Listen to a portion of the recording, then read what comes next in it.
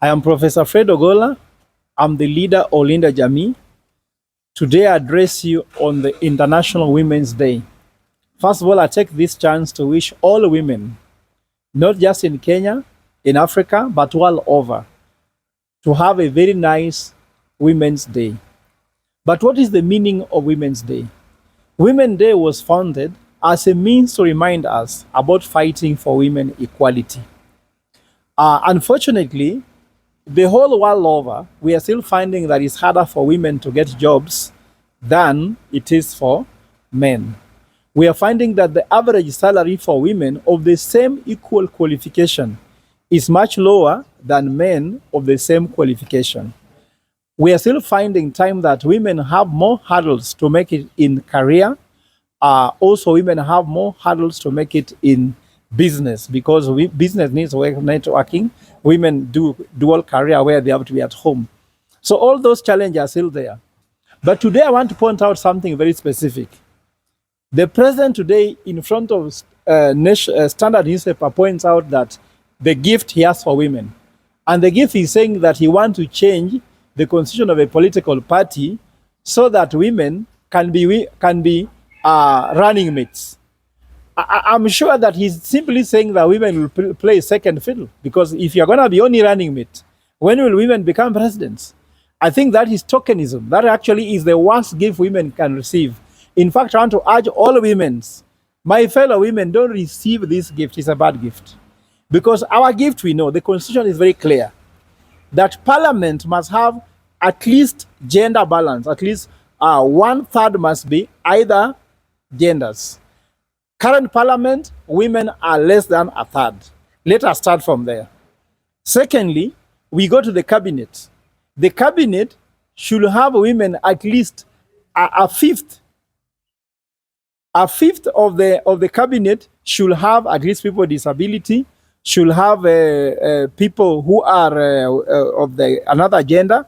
We are finding that the cabinet has not complied to the constitution of Kenya that needs at least women to have 1/3. That has not complied to. So again, let's start from there. That's where the problem is. And if you come again to the issue of employment, the government of Kenya employs more men than women, giving women just to do house chores. In fact, even if you look at Ruto's cabinet, he has not chosen the most qualified women to lead.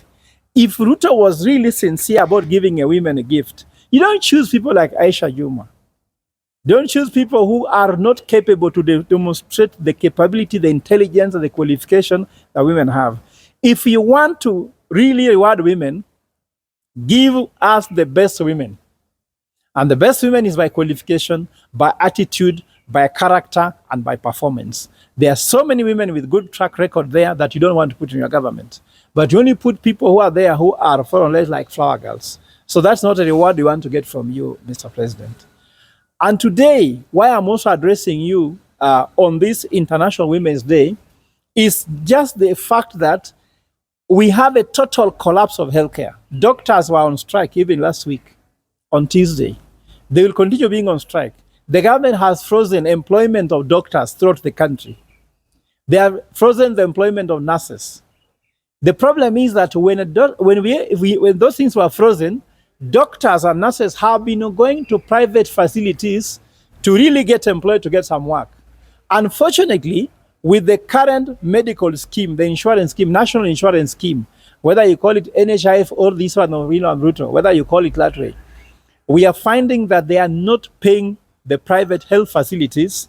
For the fact that not paying the private health facilities, now the private health facilities are closing down, which means that doctors and nurses are now getting jobless.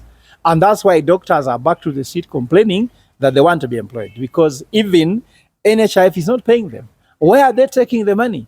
The corruption, the theft, inefficiencies in these national health insurance schemes is amazing. As a gift to the women, bring back the healthcare by removing the corruption which is taking place at Afya House. And I want to point out the following figures, that 90% of healthcare in Kenya is devolved. Yet, we know that only 35% of health budget goes to the counties. What are they doing with the 65%? percent of healthcare budget. What is that money doing in Afya House? That money is being stolen because the money should remain only for research and strategy and maybe monitoring and evaluation. The rest of the money should go to the patient. So how much money is going to the patient when every hospital has no medicine? If you go to Bungoma County in specific, there is no Brufen in hospitals there. In fact, in Bungoma County, there are 2 hospitals that have shut down because of the fact that they have denied to be paid health insurance that has been given to them. For example, one of the hospitals offered healthcare service to the people of the tune of 4.5 million shillings. Yet when they were being paid, they were paid back only 1.5 million. Are they offering through grants? Hospital needs to be paid in full, not in half or in a quarter. So the healthcare system is collapsing. There's no medicine. There's a lady who told me from Bungoma, one of the hospitals in Bungoma, told me she feels very ashamed to take her salary from the month. Yes, she knows very well that she is not offering medicine. There's no medicine. So you're receiving salaries. There's no equipment. There are no drugs. There's even as simple as Panadol. What else can happen to people if there's no single medicine as simple as a Panadol? So this is a total collapse. The second thing I want to point about health is that we had something called Edu-Afya. Edu-Afya was used to keep our children in school, students in school, whereby parents used to travel from every part of the world that they are going to look for how to treat their children. Sometimes students could leave school, they are going back home for treatment. But Edu-Afya meant that whenever any child was sick, teachers has the responsibility to take them to the nearest hospital and they were treated. That kept them to stay longer in school. So more days in school means better performance. More days in school mean better health for them. More days in school meant less stress to the parents. But the President, William Ruto, in his Kenya Kwanza government, discarded the Edu-Afya. Now we have heard rumors that William Ruto wants to remove Linda Mama.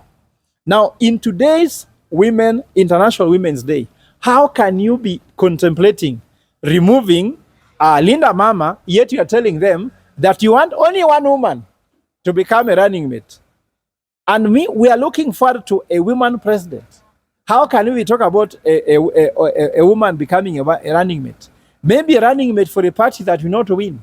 So this for me is the biggest joke in the century. I want to urge the president to become sincere and reduce corruption in healthcare in Kenya. 2, remove too many employees who are earning salaries, but there is no medicine. People don't want employees in healthcare. People want what? People want treatment. So there are so many layers of employees who are not doctors, they are not nurses, they are not health workers, but they're earning salaries and there is no healthcare going on in counties. So that's what I really abhor, and I request Parliament, I request members of County Assembly to oversight this one seriously. That is the gift they are going to give to women on this Women International Day.